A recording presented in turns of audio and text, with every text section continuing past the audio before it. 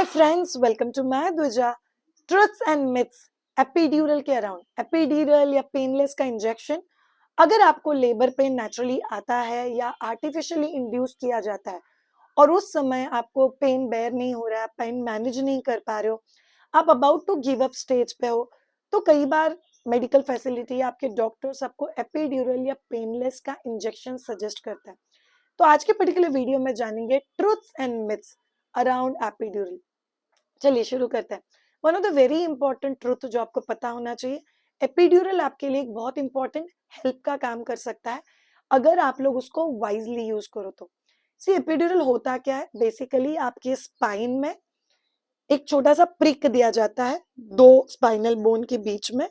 उस प्रिक का काम होता है आपके पेट और पेट के नीचे के एरिया को सुन करना या उसको पार्शियली एनेस्थेशिया देना। पार्शियल एनेस्थेशिया क्या होता है? There is a concept called as moving epidural. आपको एपिड्यूरल या पेनलेस का इंजेक्शन देने के बाद भी आप मूविंग, वॉकिंग ये कर सकते हो। यूजुअली पेनलेस देने के बाद उसका असर 2 घंटे तक रहता है। सो अगर आपको पेन सहन नहीं हो रहा है तो डॉक्टर आपको अंदर डिलीवरी रूम या ओटी में लेके जाते हैं। There is a specific person जो कॉल किए जाते हैं, सो एनेस्थेशिया स्पेशलिस्ट होते हैं, वो आके ही आपको एपिड्यूरल देते हैं। तो एपिड्यूरल दिया जाता है। सो यू मेड सिट, फिर स्लाइट बेंड करके पीछे एपिड्यूरल दिया जाता है। एपिड्यूरल का नीडल से प्रिक किया जाता है और उसका जो आउटलेट होता है कॉर्ड के थ्रू वो यहाँ पे रखा जाता है। सो एक बार दवाई देने के बाद उसका असर 2 घंटे तक रहता है। 2 घंटे बाद भी अगर आपको पेन है तो वो डोज वापस रिपीट किया जाता है। मेडिकली आप लोगों को अगर समझना है तो बहुत इजी चीज समझ लो एज ए लेमैन पर्सन कि मेडिकली डॉक्टर के हिसाब से अगर आप नॉर्मल डिलीवरी की तरह अच्छे से बढ़ सकते हो, जस्ट पेन मैनेज नहीं हो रहा है इसीलिए गिव अप करने की मूड में हो या थॉट्स में हो, तो वो पेनलेस आपको बहुत ज्यादा हेल्प कर सकता है।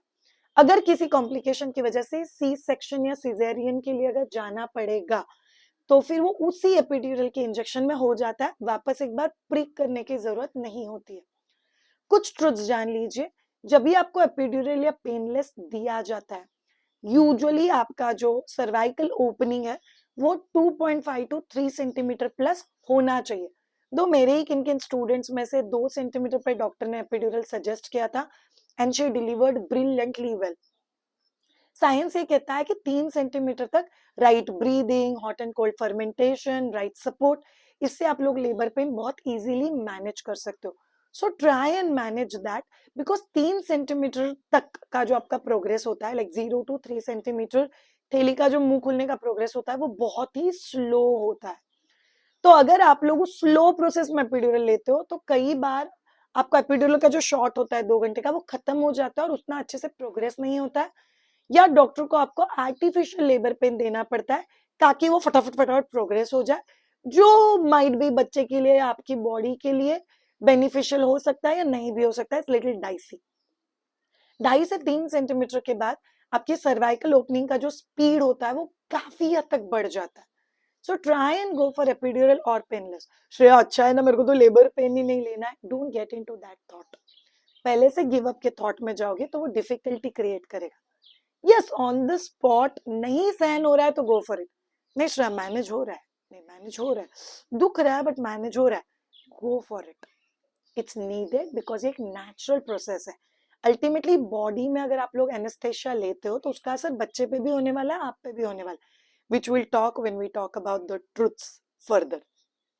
सो फर्स्ट ट्रुथ जो आपको याद रखना है, पॉसिबिलिटी ट्राई करना एपिड्यूरल और पेनलेस अगर आप लोग लेते हो तो फिर आपको वो चीज 2.5 से 3 सेंटीमीटर के बाद लो तो प्रीफर है।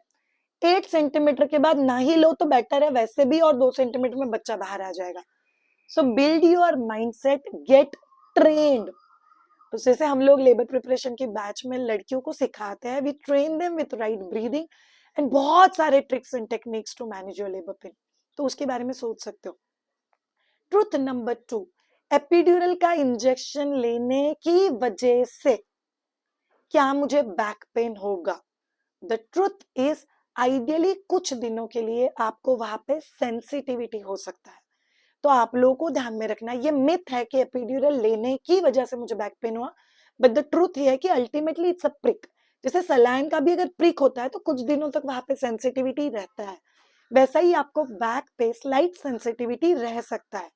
अगर आपको बैक पेन बहुत ही ज्यादा है, talk to your doctor, you need a proper exercise help. But याद रखो ऑल ऑफ यू, वो मैंने एपिड्यूरल लिया था ना, इसलिए मुझे पिछले 2 साल से बैक पेन है, पिछले 6 महीने से बैक पेन है, it's a complete myth.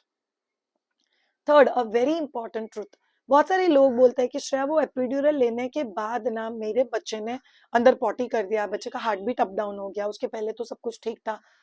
So the truth is there is a possibility of it, because epidural या पेनलेस लेने के बाद, बिकॉज डॉक्टर के पास बहुत लिमिटेड टाइम ड्यूरेशन होता है, तो कभी कभी उनको आर्टिफिशियल लेबर पेन थोड़ा सा इंड्यूस करना पड़ता है। अगर बच्चा प्रिपेयर्ड नहीं है वो थोड़ा सा आर्टिफिशियल लेबर पेन लेने के लिए, so out of pressure they might do potty inside the stomach, there is this possibility always. But ये मिथ है कि नहीं वो एपिड्यूरल लेने की वजह से ही बच्चे ने अंदर पॉटी किया, no that's not the truth. But अगर बच्चा प्रिपेयर नहीं है, with one of the gynaec that I work, वो बहुत अच्छे से बोलते हैं, शायद बच्चे ने अंदर पॉटी किया, इसका मतलब ही है कि बच्चे को बाहर निकलना है। बच्चा कहीं ना कहीं हमको सिग्नल दे रहा है कि मैं अंदर सेफ नहीं हूं, मुझे बाहर निकालो। And that's the easiest way to understand. Next, a very important truth which has a backup of a myth as well, वो एपिड्यूरल ले लिया ना मतलब मुझे कोई भी तकलीफ नहीं होगा, no. Many of the times epidural लेने के बाद, जैसे कि मैंने बैक पेन सेंसिटिविटी के बारे में बात किया, lot of girls will tend to have headache. So क्या एपिड्यूरल लेने के बाद हेडेक होता है? The answer is yes. So Shreya ये क्यों होता है? बिकॉज एनेस्थेशिया दिया हुआ है। आप अगर सडनली पिलो लेके सोते हो या सडनली बेड के ऊपर सो जाते हो, so there is a possibility of कि दवाई थोड़ा सा ऊपर की तरफ ट्रैवल करे, सिर्फ नीचे की तरफ ना करे। तो इसकी वजह से आपको माइल्ड हेडेक या कांस्टेंट हेडेक फील हो सकता है।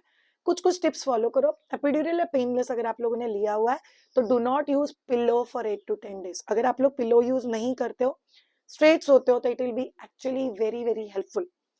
अगर किसी वजह से आपका बेड सीधा नहीं है, हेड थोड़ा सा टिल्टेड है, माइट बी ओवर ब्लीडिंग की वजह से, यूजुअली डॉक्टर्स कभी कभी आपके हेड को नीचे की तरफ टिल्ट कर सकते हैं, even that can cause headache. एक बार मेडिकली चीजें ठीक है, बेड को सीधा रखो या स्लाइटली रेज रखो, तो वो आपको हेल्प करेगा हेडेक रिलीव करने के लिए। हाइड्रेशन, बहुत अच्छे से पानी पियो और हाई प्रोटीन डाइट लो, ये आपका हेडेक कम करने में बहुत ही ज्यादा हेल्प करेगा। Last very important truth, again attach myth to it. Myth यह है कि एपिड्यूरल या पेनलेस इट्स अ दवाई गिवन, तो मेरा बच्चा अच्छे से ब्रेस्ट फीड नहीं कर पाएगा या मुझे रेस्ट की जरूरत है, मैं ब्रेस्ट फीड नहीं कर सकती। नो, डिलीवरी के बाद irrespective of type of delivery, आपको पहले 1 घंटे में ब्रेस्ट फीडिंग शुरू करना है, this is extremely important. But उसके साथ आपको ये चीज याद रखना है, ये ट्रुथ है कि आपके बॉडी में अगर कोई दवाई दिया गया है तो उसका कुछ असर बच्चे पे भी दिखाई देगा। तो सी सेक्शन के बाद या एपिड्यूरल देने के बाद कभी कभी ऑब्जर्व होता है कि बच्चा सकिंग में थोड़ा सा लेथार्जिक है, बहुत अच्छे से एक्टिव सकिंग नहीं कर पा रहा है। अगर आपको ये ऑब्जर्व हो तो ये कहीं ना कहीं एपिड्यूरल रिलेटेड इफेक्ट हो सकता है। तो आपको कुछ चीजें वहां पे करना बहुत ज्यादा जरूरी है। इंश्योर करो कि हर 1.5 से 2 घंटे बाद बच्चे को ब्रेस्ट पे लेके आओ। दूसरा वेरी इंपॉर्टेंट थिंग, आप लोगों को पूरी तरह से कोशिश करना है कि आपके बच्चे को आप ब्रेस्ट पे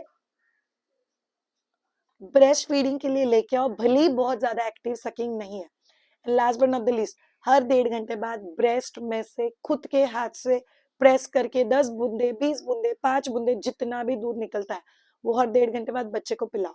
बिकॉज एपिड्यूरल का असर खत्म होने के बाद बच्चा एक्टिव सकिंग पे आ ही जाएगा। बट अगर तभी मिल्क सप्लाई सेट नहीं है तो वो एक्टिव सकिंग किसी काम का नहीं है। सो अगर आप मिल्क सप्लाई पे काम करते रहोगे, एक तरफ सकिंग या ब्रेस्ट फीडिंग भी सेटल हो ही जाएगा, दैट विल एक्चुअली हेल्प। सो ये हो गए truths and myths around epidural या पेनलेस का injection during pregnancy and after pregnancy. आपको ये बातें पता होनी चाहिए। अगर आपको हमारे वीडियोस अच्छे लग रहे हैं तो चैनल को सब्सक्राइब जरूर करना, लाइक करना और कमेंट बॉक्स में लिख के मुझे बताना आपको ये पर्टिकुलर वीडियो कैसा लगा। अगर आप लोग 3rd ट्राइमेस्टर में हो, way starting up with a batch for labour management, breast feeding, baby care and post delivery care, do get in touch with us. Have a great time and bye.